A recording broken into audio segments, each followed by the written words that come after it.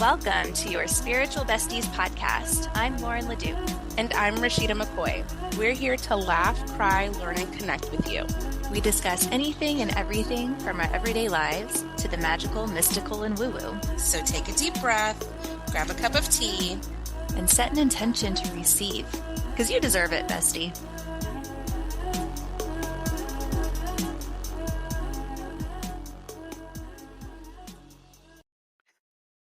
Hey, hello, Rashida.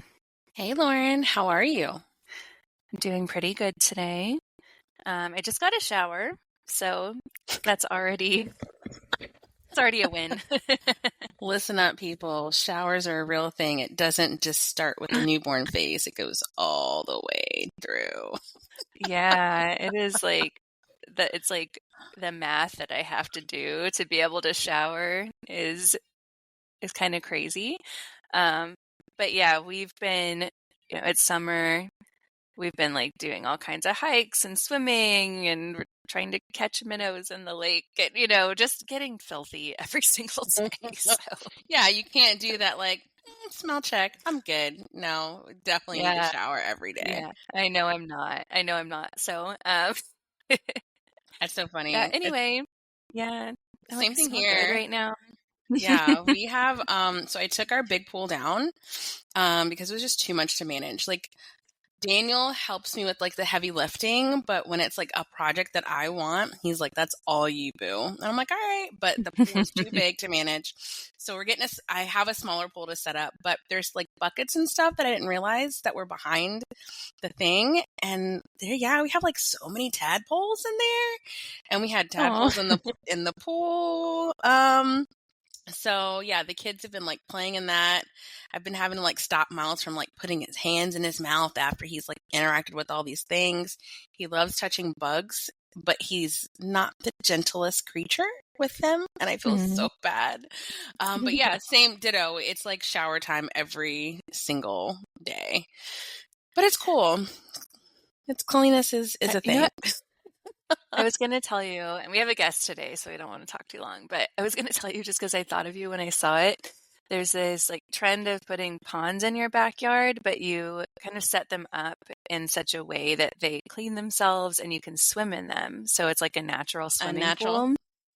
How about I already have a Pinterest board for that, and I am all about it. I have been looking into that for the past year, Lauren. You know me so well. Oh, that's funny. That's funny. I saw those. I'm like, oh, this would be so cool for Rashida's property, because it's not really something we would need to put in our backyard, since there's a lake there. But it would be such a great balance of having a place to swim, but also supporting your natural environment and wildlife. Yes. And yeah. Okay, that's just affirmation. Okay. I need to get on it. This is on my 5-year plan. That's awesome. I love it. Well, let's shift gears and bring our guest on today. So today we have with us Kirsten Stockton, and she's a certified intuitive and Reiki master.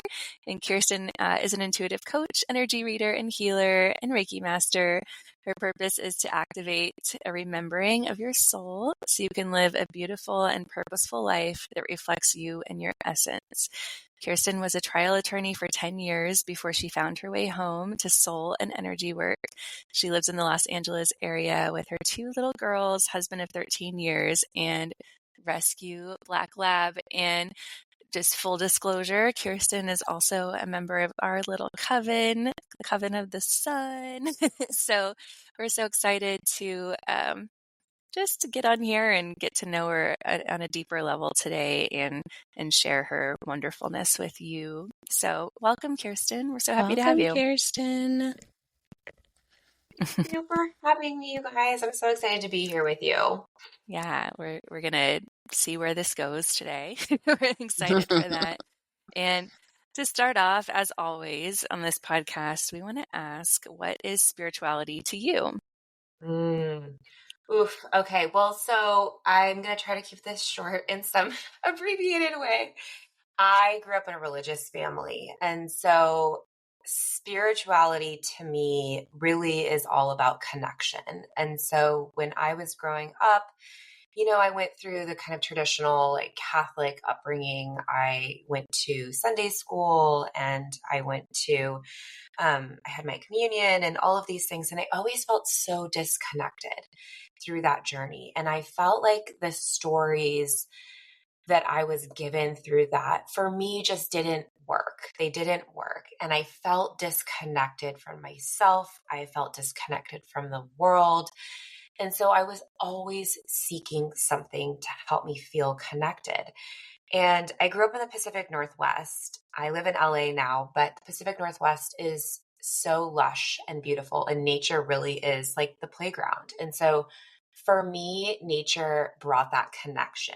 It brought that spirituality into my life. And so for me, spirituality is really about connecting with self, connecting with the world around us. And for me, that's truly through nature and people, animals, plants, all of everything that's basically filling our world.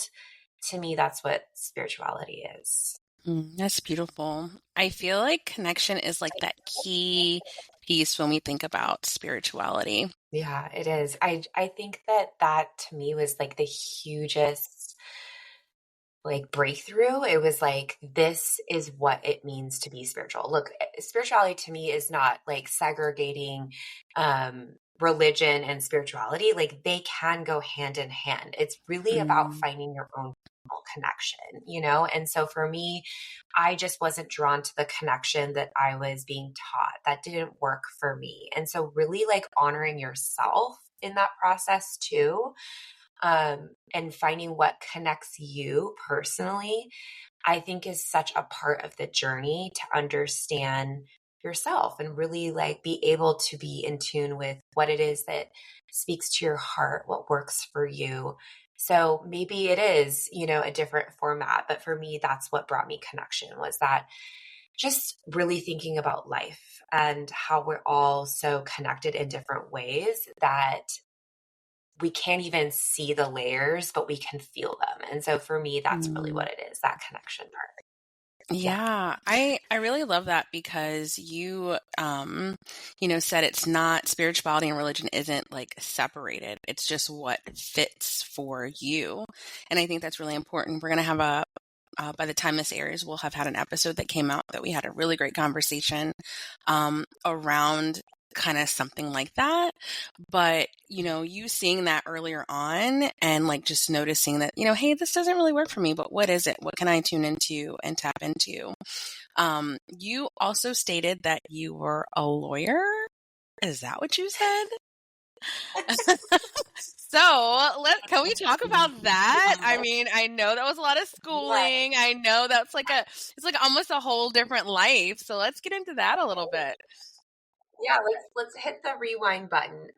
Yes. So I was raised in a traditional family, kind of like what I touched upon. I was raised around religion. I was raised in a family that had like profession as their career. So both of my parents were attorneys.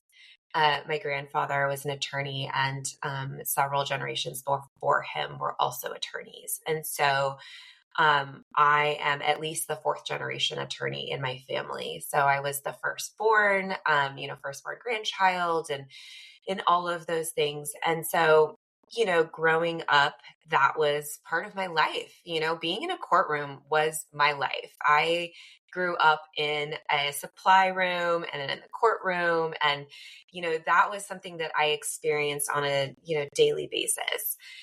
And, as the firstborn, I think that it's very natural for a lot of families to say, hey, look, we've done this forever. We know what it looks like. It's worked for us. It should work for you. And, for a long time, I actually really resisted that. I resisted that conversation. But ultimately, I really felt like I didn't know myself well enough, and I didn't have someone to say, hey, look, just because someone else is doing this, coming back to what works for you and versus what works for everybody else. I didn't have someone say, look, just because it works for them doesn't mean it's going to work for you. Doesn't mean that that's what you're meant to do. That doesn't mean that's what you're going to love to do. They might love it and it might fit them, but it doesn't mean that it's going to fit you. So I struggled for a while, but ultimately not having that kind of support or that place to look, I did what probably a lot of people do. They did what their family, kind of says or guides you to do. And that's what I did. So I went to law school. I did go to business school before. That was kind of my like, I'm rebelling against this this lawyer thing, and I'm going to try a little bit of the middle path and, go for business school and see what happens. But of course, I was still wandering after business school where I'm like, where am I supposed to land in life? And, the continual conversation. And so I went to law school. Yes, it is no short commitment, and took the bar and practiced law for 10 years. I practiced law for 10 years. And so I was a business attorney. I was in the courtroom. I tried cases and took depositions and did all the things that lawyers do in a courtroom. And the universe gifted me 2020. At the time, it really was, a difficult kind of reality, because I was at home. My girls were 2 and 3. So I'm a mom. They're now 7 and 6, but they're 2 and 3. And so the world was a little different. I was used to going to the office and working my full-time hours, and they were going to daycare. And I, was head, down in the sand at work. And so then all of a sudden, when the universe put everybody in check, it was like, hey, nope. we're gonna stop right here, right now, and you're gonna be at home. You're gonna be at home with your girls. Your husband's job is going to, come to a pause. Your job's gonna come to a pause, and you're gonna have to like sit with yourself and like really reflect on what's happening. And motherhood had brought up a lot of different things. My first was born in 2017, so a couple years before the pandemic. And so there was definitely things that were stirring inside. There was like this kind of slow growing inside of me, but there was no space in my life at that point. I had not created space. I had not allowed space to be part of my conversation. I was filling my life with busyness. I was busy at my job. I was busy with social activities, and I just had no spaciousness to sit with myself and give myself time to really know who I was and know what I wanted. And so when 2020 rolled around, and, I basically was gifted this opportunity to sit with myself and understand how I got here. How did I end up making these decisions? Why did I end up making these decisions? Were these decisions my own, or were they for some other reason? And so that's where the deep dive really started to happen. I had kind of a couple months before that learned to meditate, or been trained to meditate with a Vedic meditation instructor. And so I was starting to dabble in that a little bit. And when we were at home, I was really in that self-reflection. I was really in that place of, I need to figure out who I am, what I'm doing, and what I'm supposed to be doing. And that's where this healing journey really started. I didn't plan to land here. I didn't plan to, become a certified intuitive, or leave the law, or do all of the things that have happened since that point. It really was a starting point of just me. Like, I needed to reconnect with myself and understand who I was. And that's what the universe gave me in 2020, was that opportunity to do that. Thank you so much for sharing. You speak on a couple of things that we have seen come up in ourselves and in our guests kind of over and over, which is, one, the pandemic obviously shook things up for a lot of people. And two, motherhood. Both of these things are just like identity shattering, and then you're left to figure out who you are, without all of the trappings of programming, of family, of, what we believed before. So I like how you put it, that it was an opportunity for you, because I think oftentimes when our world feels like it's crashing down, it's really hard to see it in that way. But when I look back at every instance of something that honestly felt like horrible at the time, there was some sort of gift in it, you know? So I do really love how you put that. And, Rashida and I, we had the privilege of meeting you about a year and a half ago while you were still in this transformative journey. And I think you had just quit your job. And we're in the midst of this identity shift. And at the same time, you had this clear gift that was coming through. So it was really an honor to be able to witness that in you. And I was excited to connect. You gave me a reading a couple of weeks ago. Me too. Which I need to re-listen to. And I'd love to know, so from soul reading method, which is where we all learned our intuitive methods, to now, what has really become your specialty, I guess? What ways do you like to serve your clients best? Yeah. Well, thank you for that. Such kind words. Yeah, it's this is a remembering. We're always in a remembering state. And people have asked me, well, did you always know? Is this something that you have always had? Or how did we go from this place to this place, right? That jump, kind of like what Rashida's talking about, lawyer, here we are. And really the biggest piece, and this is, I think, to me, one of the greatest gifts that I can give to my clients, is this self-reflection point. And so these are things that we have, that we've always had. And, in the work that I have done, not only on a, soul level, but also on a human level, I have been able to see that these are things that I came into this life with. And as I, went through life, being raised by my parents and going to college and meeting people and all the experiences that we have over the course of our lives, we build up all these different experiences. And so those experiences can influence how we navigate our life. We have free will. We have this opportunity to take these roads and these paths and allow them to guide us, teach us, direct us, whatever that might be. But ultimately, every soul's journey is to come back to this place of remembering.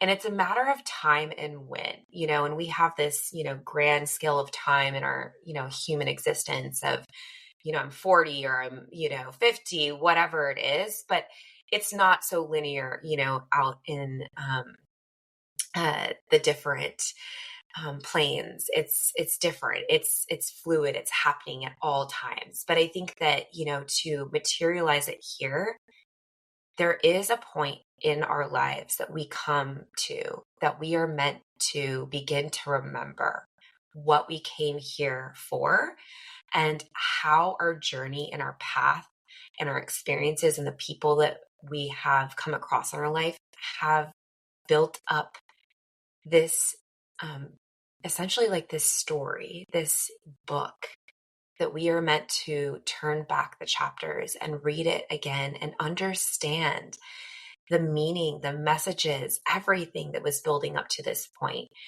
And so I was always a highly sensitive child. And so that's a term now that's, very fluid and used often. And, neurodivergent, highly sensitive, intuitive. These are all terms that, I think nowadays are more commonly used and they're more commonly acceptable. But, I'm 41. So when I was, growing up, it's funny, I was talking to mom about this. The word was indigo child, right? You're an indigo child. And so you might have these intuitive abilities but it was a rare, more a rare occurrence in everybody's mind. it certainly was happening, but maybe people weren't talking about it, or there was different labels for it, or it was like, you're an indigo child, where now it's like highly sensitive, right? That is a more common term that's used. And so I was always like a big feeler, a big emotional person, a big feeler, but I could never understand, and I didn't have someone that understood to explain to me what was happening. And so it was something that I actually closed myself off from, because it was something that it wasn't celebrated. It wasn't, honored, and it wasn't understood, or it was misunderstood. And so, I kind of separated myself from that piece of myself. And so, I move through life, I become an attorney, I go to business school, I, have the professional jobs, all of the things.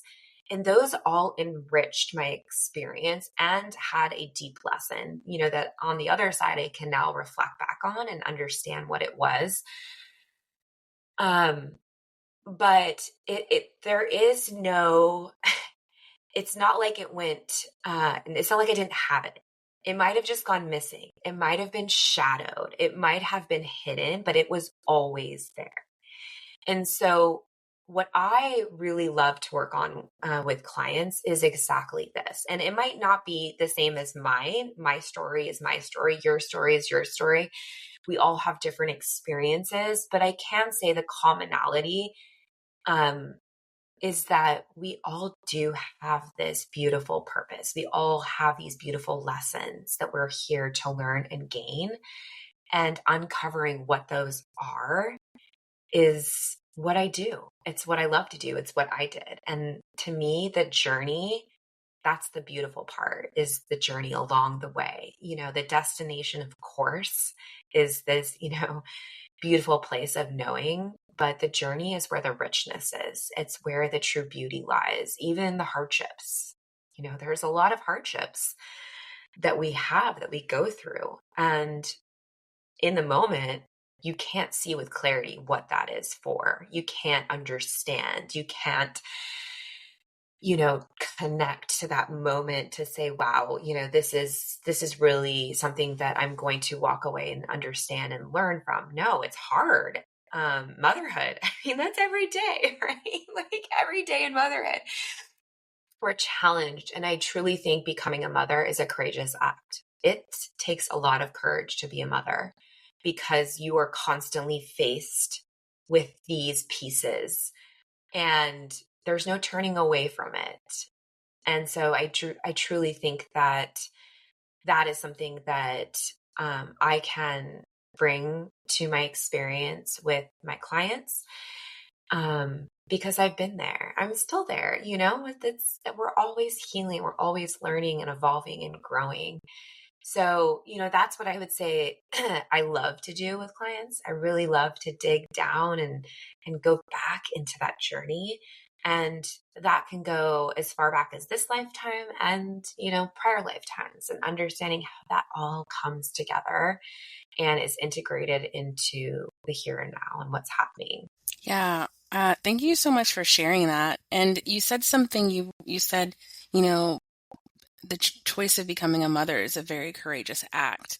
And I agree with you, but I think sometimes some of us don't even know just how big of an act that is. And I know that was for me, like stepping into motherhood, I did not realize how much of myself would be stripped away. And I also think, so those that don't think of that as the choice, or know that that's what's going to happen, like moving through it with compassion and love for not only your precious baby that put this in front of you, but yourself, is also a huge courageous act as well. Thank you for sharing, Kirsten. Yeah. I agree with Rashida, and thanks for pointing that out. Kirsten, I just realized while you're talking that we have never talked about Reiki on this podcast before, which is so weird, right? Because it feels like that's everybody's like entry point into energy work and energy healing. That was like my entry point. I'm a Reiki master. I don't like practice on clients regularly, but I do when it comes up, or I do it on myself or my kid. And it's such a lovely tool. I would love to like pick your brain a little bit about that, and then we can talk more about readings and all of that as well, and maybe how they infuse into each other for you. 'Cause I've done combined Reiki and readings, and that has been a really cool experience. So I just on a personal level, I want to know like how you combine the two. But yeah, can you tell us what Reiki is, how you use it, and then maybe how you also incorporate it into your readings? Yeah. Well, I'm the same. Reiki was like the entry point for me. And so I was, kind of going to this wellness studio, and I had, kind of heard of Reiki, but really, wasn't super, aware of like all of the, what goes into it, and, kind of the overall history and process. And so I actually received, Reiki from someone. I was like, wow, like I was so astonished how amazing I felt after I had received this session. And so I felt really called to it. And so like I processed it for a while. Like I was really like the night that I went home, she was like, "Hey, look, this is going to take some integration, be gentle with yourself." And, we say this to clients as well, as like drink water, be gentle with yourself, whatever is being stirred up is meant to come up and, be, fleshed out and processed.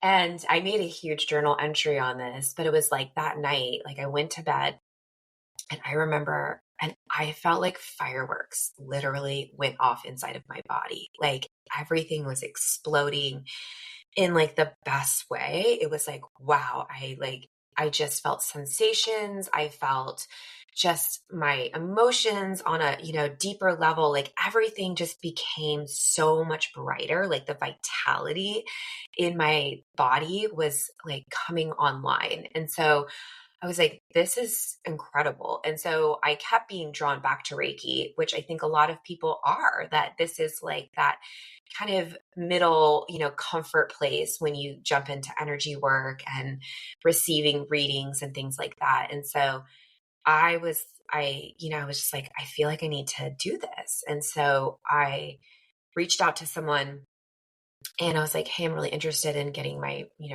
Reiki certification. And so there's a couple, steps to get to Reiki master, and then you can also become Reiki master teacher. So there's a level 1 Reiki practitioner, there's a level 2 Reiki practitioner, there's Reiki master and Reiki master teacher. And so I was like, I feel like I just need to at least explore the first level and see, what's happening, because the first level is about self-practice. So you're practicing on yourself, you're understanding the principles behind Reiki, the history, the different symbols, and you're deepening your understanding and your connection with source and energy. And so I was like, I feel like I just need to explore this. So I did. And I was, once again, we go through, the term, that we consistently talk about, these upgrades or these different kind of processes that happen when we have these different experiences. But essentially, what I would explain this to be is that old energy is falling away. It's dispelling out of my system and new energy is being brought in. That's what an upgrade essentially is. And I know that term is kind of often used in the spiritual world, but that's basically what's happening. And so when I went through the first level, just like every level, you get this attunement is what they call it. And so you and your channel is basically opened up to universal source energy. That is kind of the connection that we have in Reiki, is connecting to universal life source energy. And that energy is moving and present in everything. It's present in the trees. It's present in the wind. Animals, humans, we're all energy, right? It's hard sometimes to understand, and you can't see it, but we all are made up of energy. And that's what Reiki is about. It's about connecting to that universal life force energy. And so they attune you, they open up your channel, and they invite that energy in. And so with each attunement, that energy expands. And so your connection continues to expand.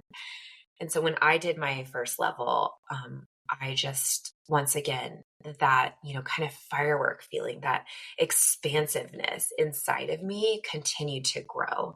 And I felt very drawn to the practice. So I continued on. And so I did my second attunement and my Reiki master attunement. And with each practice, once again, you expand your connection. You learn new symbols that connect you to different life force energy. And you're able to use that in your everyday life. Because once again, Reiki is this life force energy that is around us. So I use it in my everyday life. You can use it as simple as like blessing your website. If you want to like go on like a business level, I use it with my kids when they don't want to go to sleep and they're feeling restless.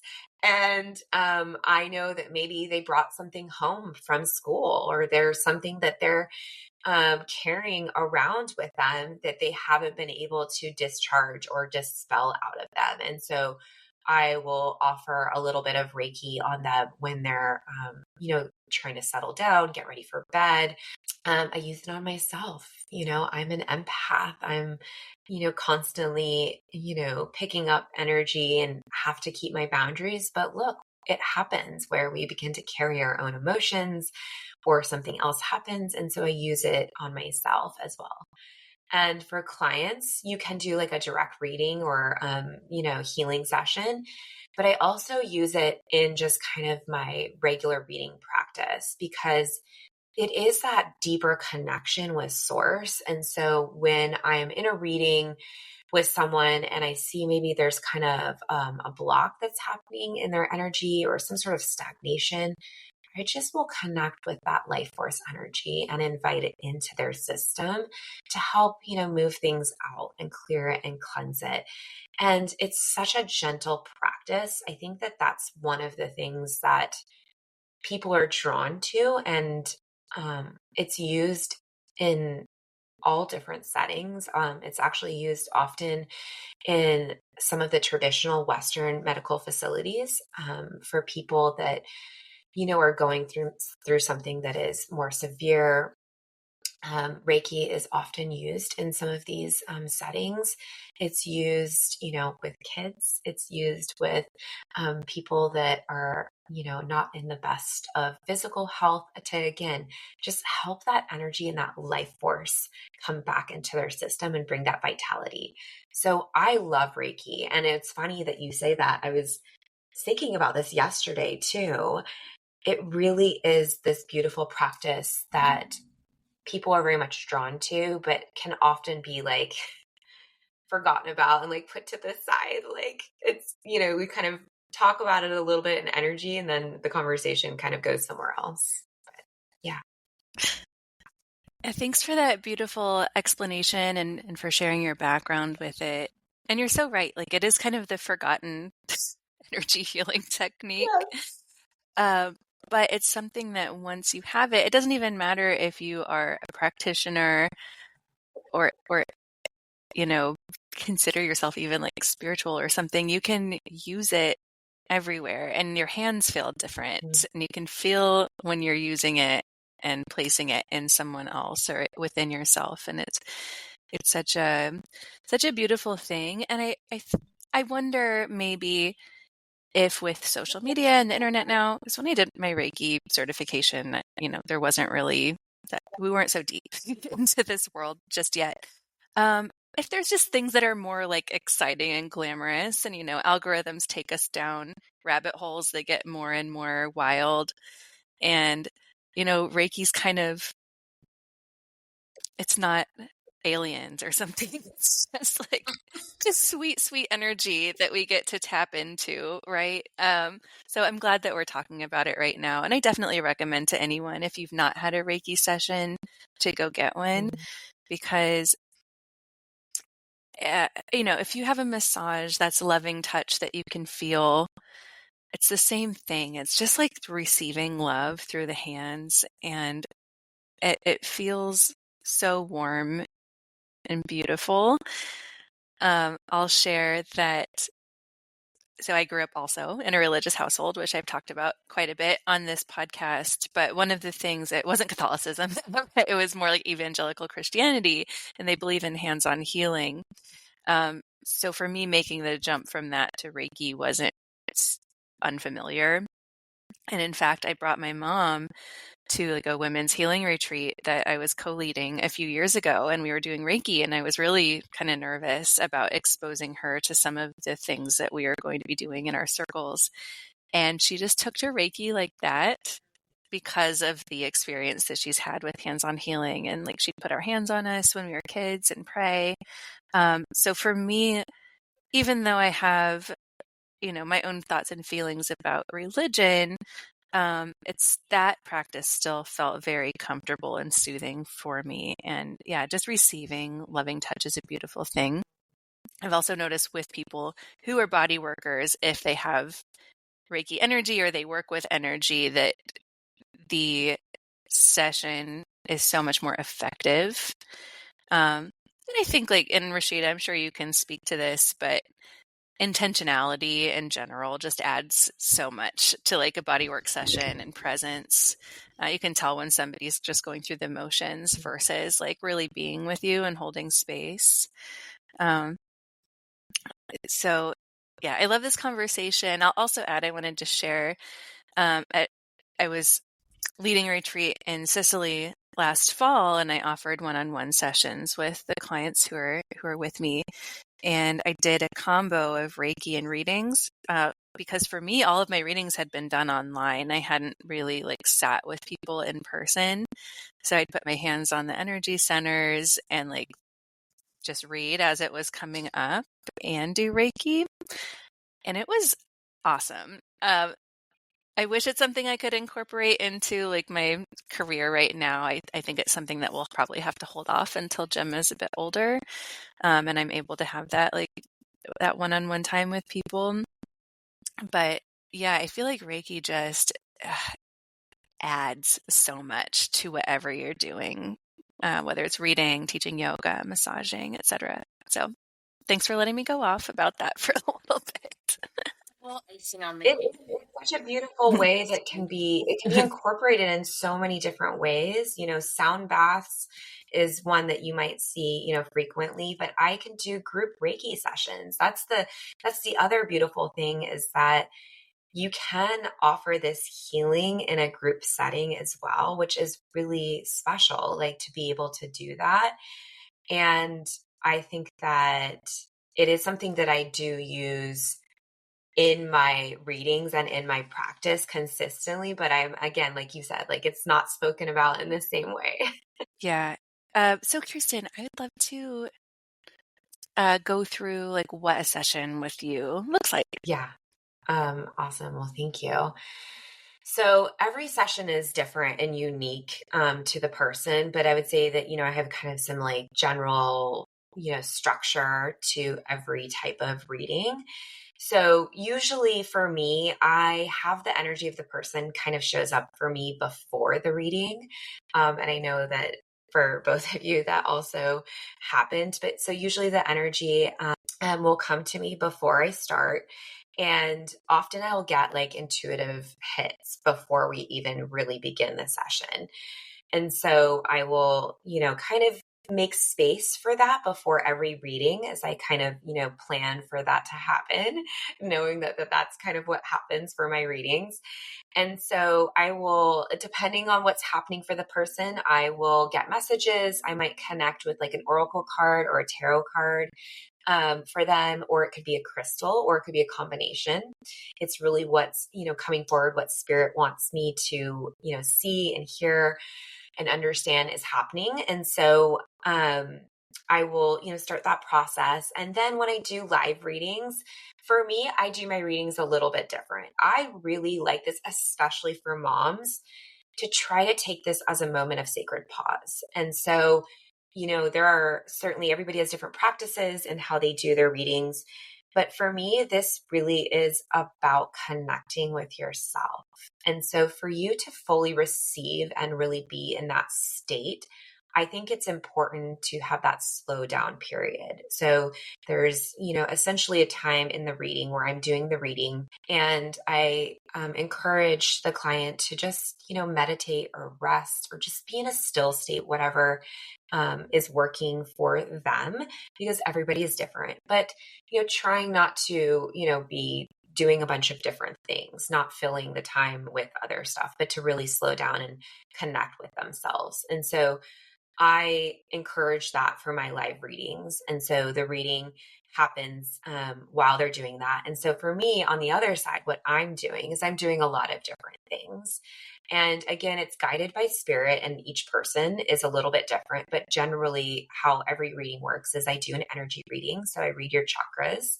And Reiki really helps with that as well. Kind of what you were touching upon, Lauren, is I actually do mine a little bit different. It's a little bit of a mixture of, if you've had a medical intuitive reading, I actually go into the energy itself, and I go into each chakra.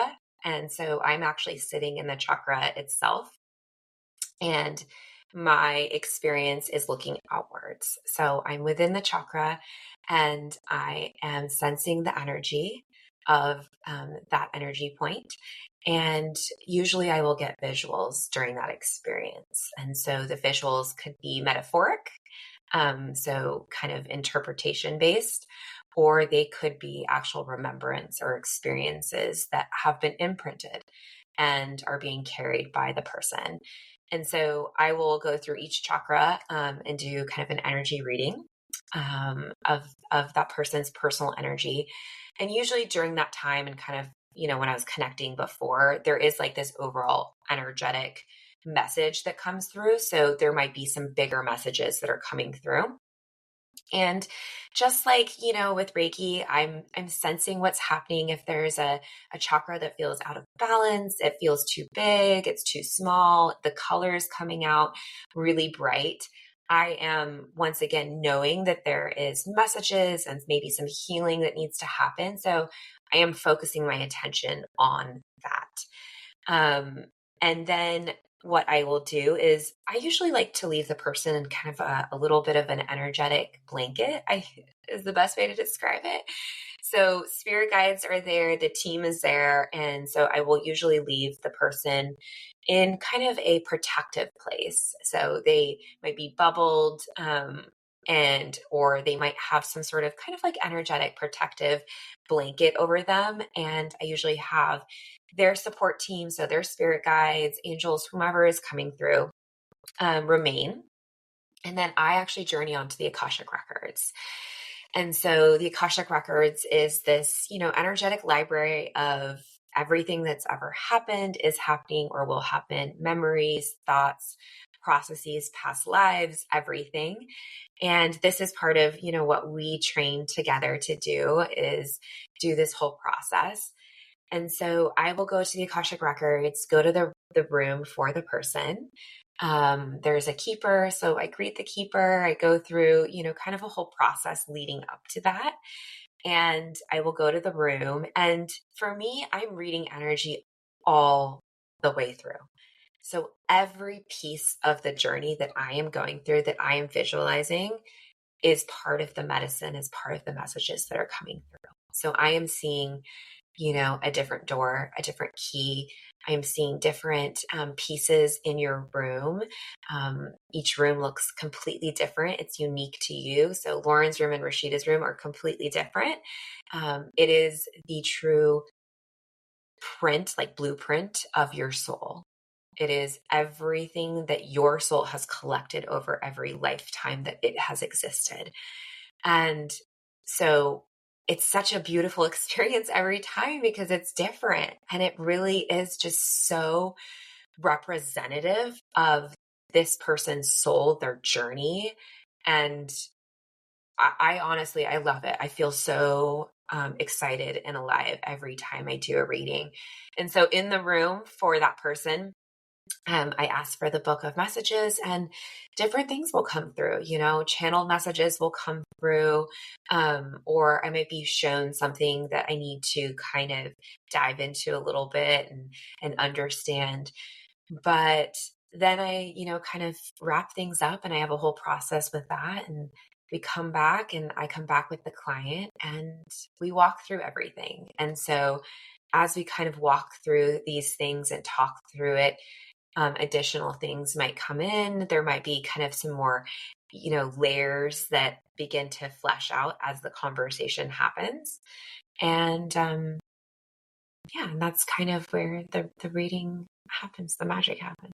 I'd have to say, when I got my reading from you, it was beautiful, first and foremost, but also secondly, y'all are talking about Reiki and energy. And, Kirsten, for you, you talked about having that sacred pause. And I think it's so important because as I was sitting, being read by you on my end, there was this, like this flush of like energy that came around me.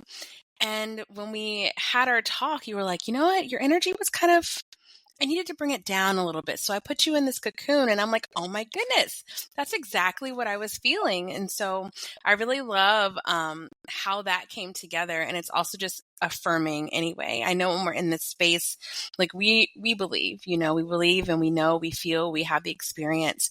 And sometimes, as someone who's new stepping into something like this is just like, but is it real? Is it not real? But I would say if you are looking to get a reading, something very, I don't want to say like your reading is gentle, but I just it felt very gentle. I felt very held. I didn't feel, like shocked. Sometimes I've gotten readings and I'm like, my inner just feels shocked. You were very loving and compassionate in your reading. And then how you suggested things and talked to me through my reading was amazing. And a lot of the things that you picked up on were crazy, talking about my women's circles and connecting more with that. I just think it was spot on, and you're amazing. You're really great at what you do. So for any of our listeners who are looking to get a reading, Kirsten just has this energy about her that's just, you just feel very held and very safe. So definitely, check that out if you're interested, if it's pinging for you. How about you, Lauren? I know you said you got a reading from Kirsten too. Yeah, I agree. It was very gentle and calm. And I'll be honest, like usually when I receive readings, I have a hard time fully soaking it in as it's happening, and I need to go back and listen. So I think I'm at the point right now where I've had enough space where I need to go back and listen, because I notice, especially with anything that's a little more symbolic, or I don't want to say vague, but just isn't like, this black is and what white. it is. Yeah. Yeah, that my brain starts to really like search for whatever that might be, and then I'm not as present as I could be if I would just like be open-minded and not try to like make everything make sense as I'm receiving it.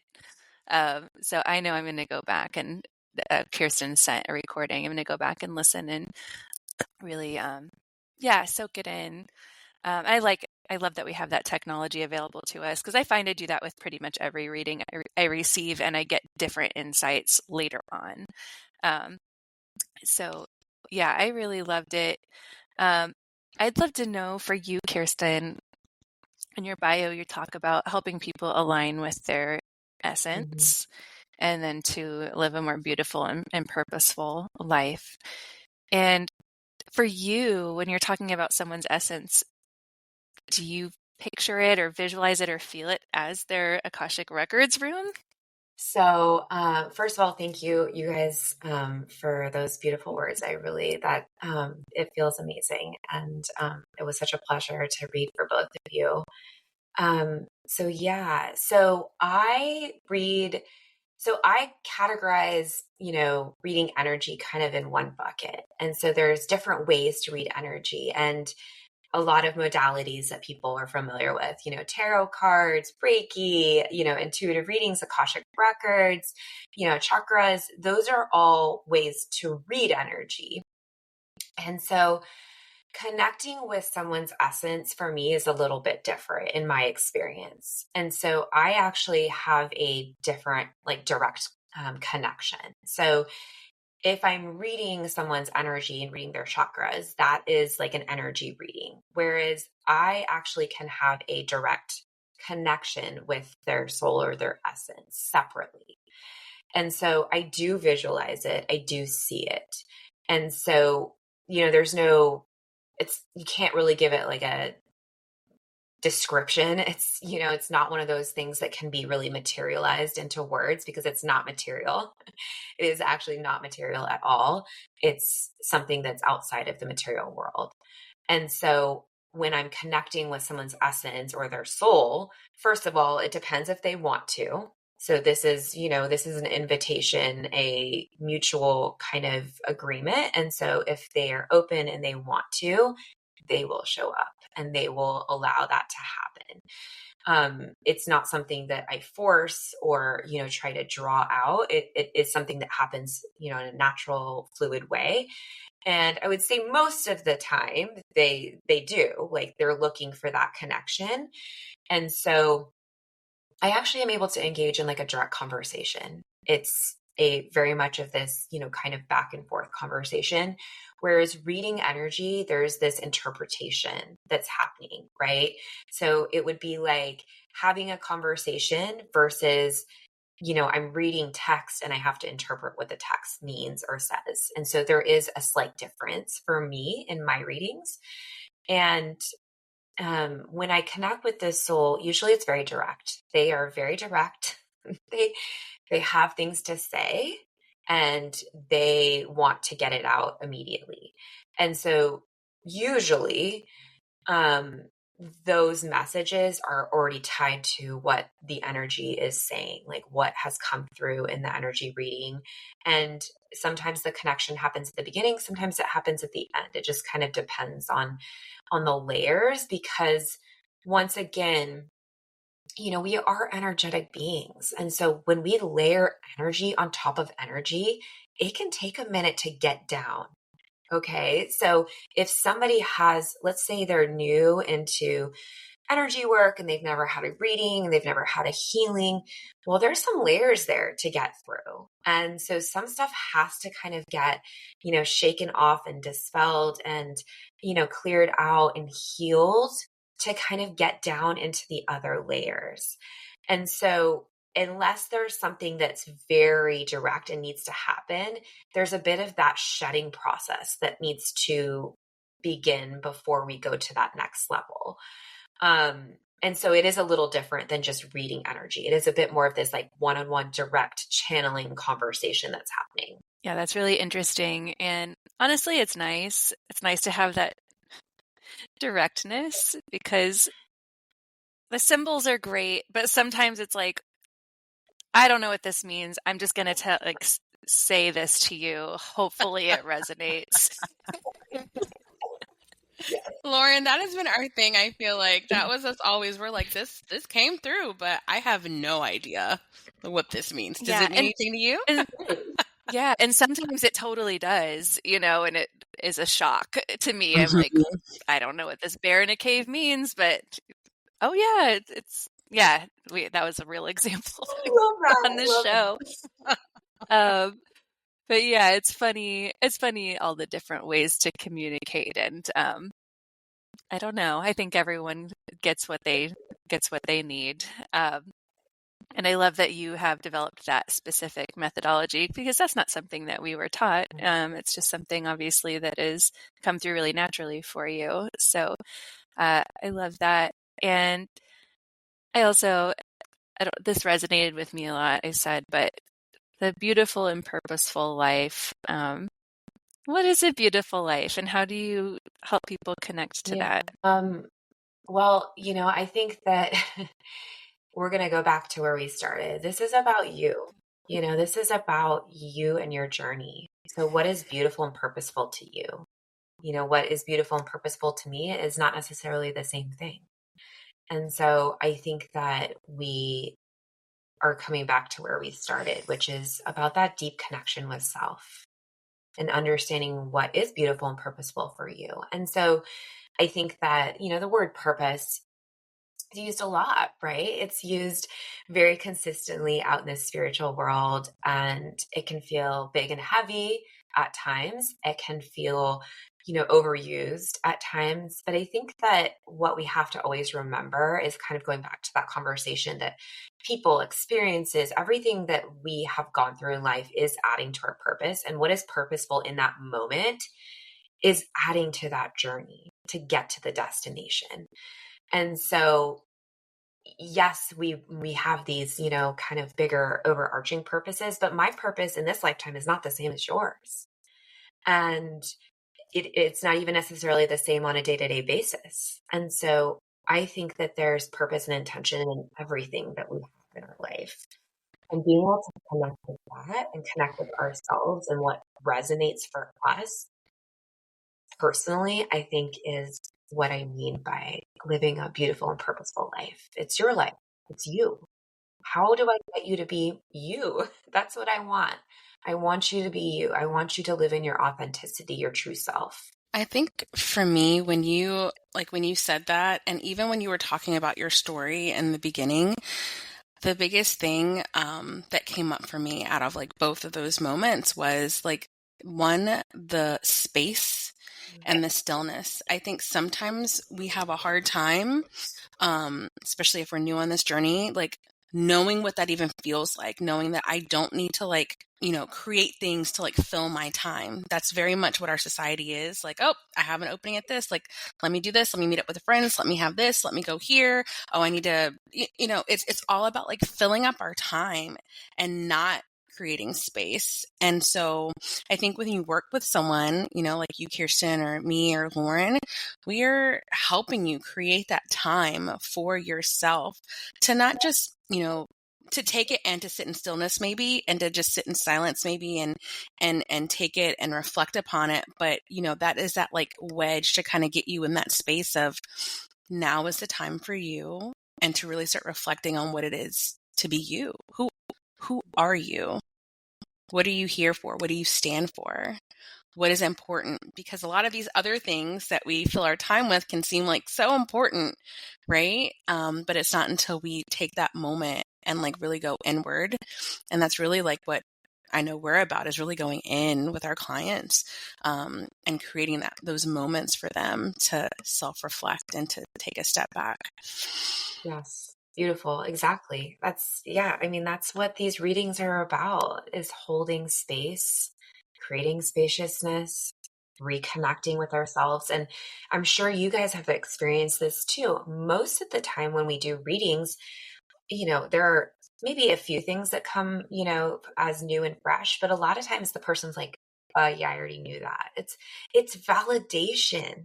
It's that like creation of space to sit there and be like, I knew that, and somebody just told me the same thing, and now I cannot turn away from it, And so it's, again, creating that space for yourself and believing in yourself. I think that is, such a big part of, our society, is constantly putting trust in things outside of ourselves. And so we are, like what you said, Rashida, is like filling our time and our space with, things, externalities, like external activities, whatever it is. Whereas this work is about coming back to you. It's about making time and space for you. It's about reconnecting to you. And there is so much space within you if you allow there to be. What I love, Kirsten, is that you have been through it all and you're walking the walk. So, of course, you're a wonderful guide for others to go through the same process, hopefully without needing like a huge shakeup in their lives. Yes, it doesn't always happen the way that it happens for me. There are plenty of people that don't leave their jobs, don't leave their professions. They don't have, these huge pivots, but they're able to really find that purpose and meaning in what they're doing right now. Yeah. Or if they do find the big crash, like you're there just to help them. And Kirsten, please let our besties know how they can find you and how they can work with you. Yeah. So you can find me on Instagram. I'm _soulbabe, and my website is soulbabe.com. And you can book readings through Instagram. I have my links there, or through my website. And I offer one-on-one readings. I offer healings and Reiki. And I also do coaching. So, it's kind of personalized, but essentially a lot of what we talked about today and creating a specialized kind of guidance for the client. And I have a special reading for moms where we do the reading, but we also have like a healing aspect to it. And once again, it's like creating that sacred pause and having some time for yourself, nourishing yourself, which is so important in motherhood, is giving back to ourselves.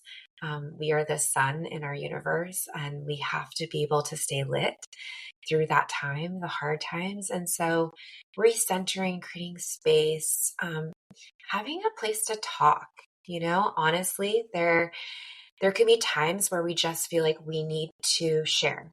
And I will do the reading and I will see things and we will talk about it, but also to, again, have that validation, to be able to share freely without judgment, to have a compassionate conversation. That reset can really help us on the journey. So, yeah. Do you want to ask the final question, Rashida? I do. And I already know the answer, but Kirsten, will you be our bestie? Yes, please. Yes. Thank you for choosing me. Yes, of course. Yes, we love having so many besties that are just has so much wisdom and, reflection and, stepping back from like the go of every day and really getting deep. And that's what we love to do. Lauren and I love doing that all the time, getting deep. We're like, we don't have time for this today, but we're going to do it. But thank you for coming on, sharing your wisdom, and being here and just sharing a little piece of you with our besties. We appreciate you being here with us today. Thank you. Thank you for having me. This is so beautiful. Yeah. Well, thank you so much, Kirsten. Thank you, Rashida. Thank you, besties. We will chat soon. Bye. Thank you so much for joining us for this incredible episode. If you loved it, don't forget to subscribe, leave a review, and tell all your besties about us. You can also connect with us on Instagram at yourspiritualbestiespodcast. And be sure to say hello and share your thoughts about the episode. Love you, bestie. Talk soon.